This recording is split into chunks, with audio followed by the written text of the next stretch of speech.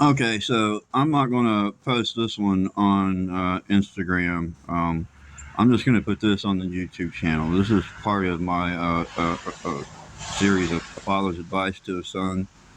Um, and this one's a little bit personal, and uh, he'll probably be the only one watching this video, my son. So this is basically for him. If he ends up watching this, he gets something out of it, cool. If not, I don't know what to tell you. What happened between me and your grandpa?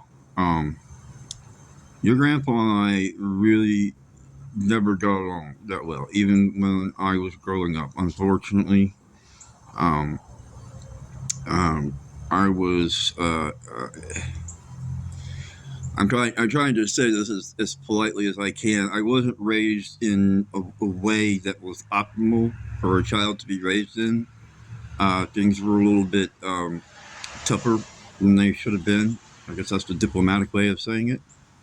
Um, I wasn't treated fairly, and uh, I think a lot of that has to do with the fact that I went nuts when I got out on my own when I went to college because I had never been allowed to be a part of anything.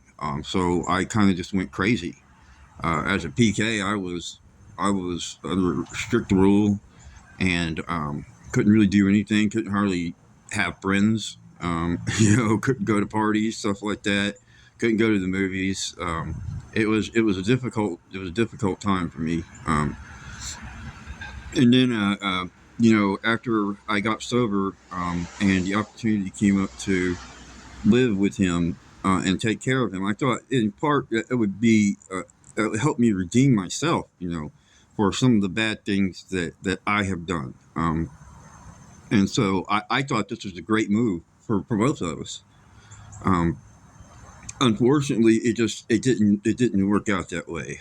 Your grandpa, for whatever reason, whether it's because grandma died, passed away, or whatever, I'm not sure.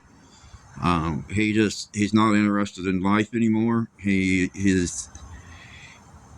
wants to be miserable, and everybody else around him he's going to bring down to his level. And that's what he was doing with me. And he was being um, very verbally abusive towards me, and saying things that were very unfair, and refusing to apologize for them. Um, and saying that he didn't need me, he didn't want me around, he didn't want anybody to take care of him.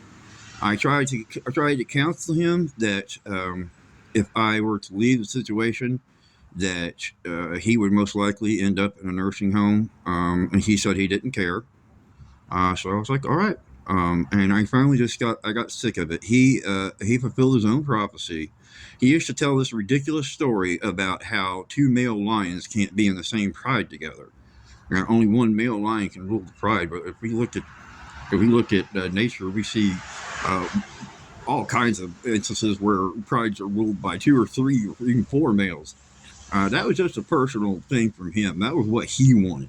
That's not the way it was. That's what he wanted for himself. He's a very selfish person, very, very, very into himself, and he has a victim complex that is just absolutely horrible. Everything that anybody says about him, he takes extremely personally. Uh, he's always right about everything. He can never be wrong about anything. He will never admit being wrong.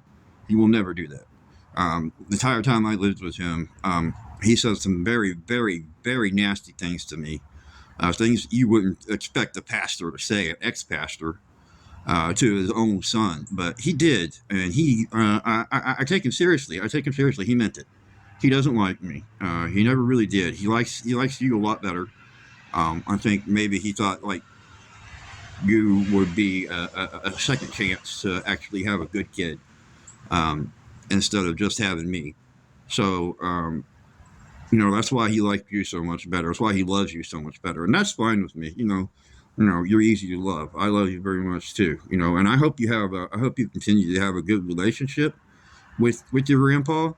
Um, but as for me, I have terminated my relationship with him. I told him that multiple times before I actually left, that if he acted this way after everything I had done for him, after giving 5 years of my life to taking care of him, that would be it for the two of us. Um, I stated, I made sure that the boundary was known, and I stated the consequences of crossing that boundary. The boundary was crossed, so the consequences are now in place. I don't intend on changing my mind. I'm not interested in forgiveness on either side. I'm done. I have a life to live, and I don't want to be miserable living it. People are going to say what they're going to say. I'm sure. I'm sure his two remaining brothers have a lot of shit they want to talk, but that's all right. They don't have any effect on my life, and now he doesn't either. Um, I'm happy. I'm much happier than I was. Much happier. I've got control of my life. I know how to take control of my own head now, and I feel a lot more confident, and I know what I want out of life. And so, I feel like I've really done a lot of growing up since I left. Um, I don't, I don't hate him, but at the same time, I'm not interested in having the relationship with him anymore because I know how that's going to go anyway. Especially now that I've come out, um, that's never going to be accepted, especially within the Lanhams um, and the Abneys. The Abney family has always had some major problems with communicating with each other, and the Abney family has never really cared for me. Um, but I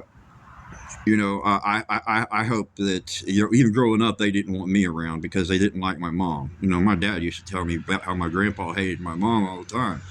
Um, they have some real issues in that family if they never worked out, and a lot of it has to do with emotional issues. I feel sorry for them. I feel sorry for all of them that they have to live that way. They have to be miserable, but that's their choice.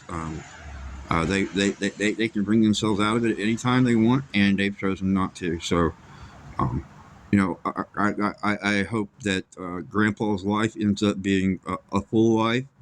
I wish nothing but the best for him, but as for me, I'm no longer going to be a part of that life. Period.